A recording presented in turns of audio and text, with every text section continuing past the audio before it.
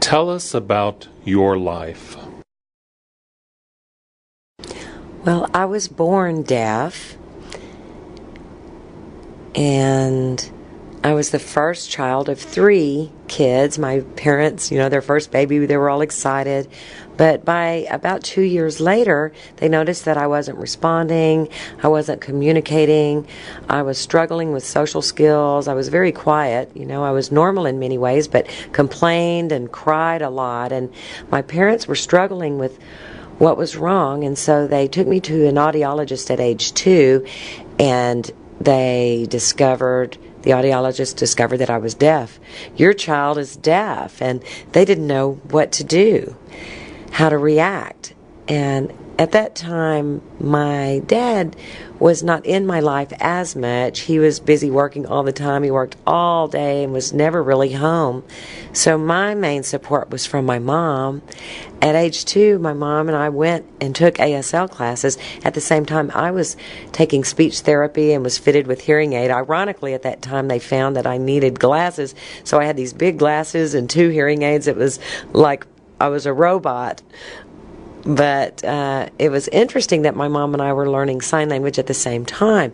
She would help me and she would teach me, like she would use the sign for chair, and then she would point to the chair, and I would learn, what is the TV, and she would explain things to me in my language. At the same time, I was learning spoken English so I could communicate with others like my family. But I don't remember a lot from that time. I just know that from the start, my mom was always 100% supportive. She worked with me a lot, and she started to have a dilemma about my schooling, which would be better for me, a deaf school or a hearing school.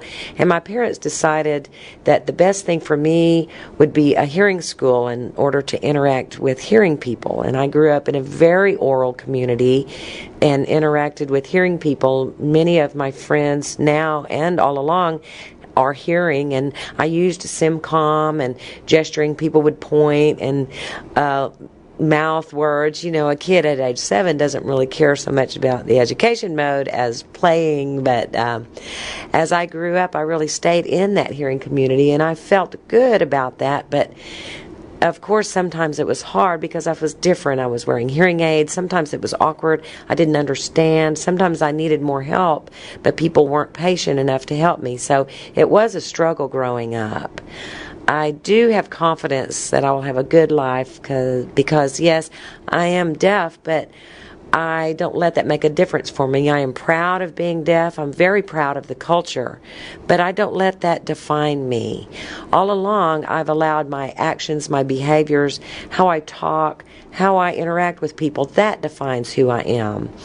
And that, I feel, shows who the true me is, not, oh, Genelle, she's deaf. No, Genelle, she's cool, she knows a lot, she's fun, I like her. I prefer that.